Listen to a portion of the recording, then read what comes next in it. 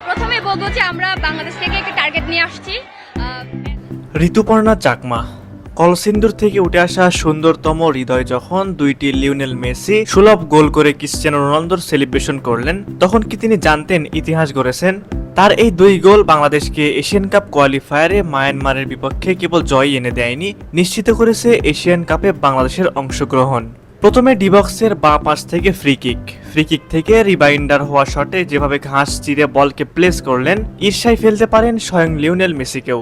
ঈর্ষা বাড়িয়ে তুলতেই সম্ভবত ক্রিশ্চিয়ানো রোনালদোর সিউ সেলিব্রেশন। তবে মেসি খুশি হবেন ঋতুর দ্বিতীয় গোল দেখে। ডিবক্সের ডান পাশ থেকে বলকে চিপ করে যেভাবে গোলরক্ষককে পরাস্ত করেছেন, কেবল লিওনেল মেসির পক্ষেই সম্ভব এমন চিপের। শেষ ভাগে মায়ানমার এক গোল শোধ করেছে, কিন্তু তাতে কেবল ব্যবধানই কমেছে, ফলাফল পরিবর্তন হয়নি। তবে ঋতুপর্ণার ক্রসগুলো সতীর্থরা কাজে লাগাতে পারলে ব্যবধান বাড়তে পারত 2 কিংবা 3 গোলের। এরই মাঝে এশিয়ান কাপে বাংলাদেশের যাত্রা কাগজে কলমে নিশ্চিত হয়েছে। বাংলাদেশের কাছে হেরে মায়ানমারের যাত্রা এখানে শেষ ম্যাচে তুর্কমেনিস্তানের সঙ্গে ড্র করলে সেটি নিশ্চিত হতো। তবে বাংলাদেশকে অত বেশি অপেক্ষা করতে হয়নি, তার আগেই নিশ্চিত হয়ে গেছে নারী এশিয়ান কাপে মূল পর্বের খেলা সি গ্রুপে 2 ম্যাচ শেষে 2 জয়ে 6 পয়েন্ট নিয়ে সবার উপরে বাংলাদেশ, সমান 1 জয় আর ড্রয়ে 3 পয়েন্ট নিয়ে দ্বিতীয় স্থানে মায়ানমার, 1 পয়েন্ট করে নিয়ে যথাক্রমে তৃতীয় চতুর্থ স্থান বাহরাইন আর তুর্কমেনিস্তানের। বাংলাদেশ নিজেদের শেষ ম্যাচ খেলবে তুর্কমেনিস্তানের সঙ্গে আর মিয়ানমার খেলবে বাহরাইনের সঙ্গে। প্রশ্ন উঠতে পারে, এক ম্যাচ বাকি থাকতেও বাংলাদেশ কোয়ালিফাই করলো কিভাবে?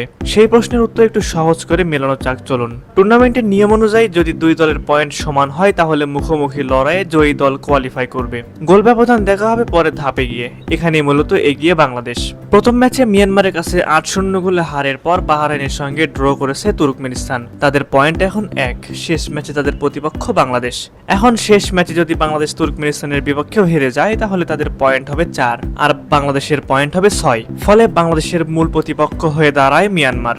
শেষ ম্যাচে তারা বাহরাইনকে হারাতে পারলে মিয়ানমারের পয়েন্ট হবে বাংলাদেশের সমান 6, বরং গোল ব্যবধানটা কিছুটা এগিয়েও থাকতে পারে তারা। কিন্তু সমান 6 পয়েন্ট হলেও মুখোমুখি লড়াইয়ে বাংলাদেশের কাছে হেরে যাওয়ায় মিয়ানমার কোয়ালিফাই করতে পারছে না টুর্নামেন্টের নিয়ম অনুযায়ী। এটা মূলত বাংলাদেশের অপেক্ষা কমিয়ে এনেছে এবং শেষ ম্যাচের আগে ইতিহাস রচনা হয়েছে।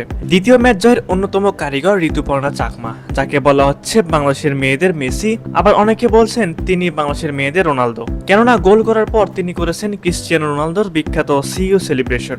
সে যাই হোক, ঋতুপর্ণা চাকমা মেসি হোক বা রোনালদো হোক, সে তো বাংলাদেশেরই সম্পদ, সুতরাং তাকে নিয়ে বাংলাদেশ গর্ব করতেই পারে। আগামী দিনের জন্য তাদেরকে জানায় প্রাণঢালা অভিনন্দন ও শুভকামনা।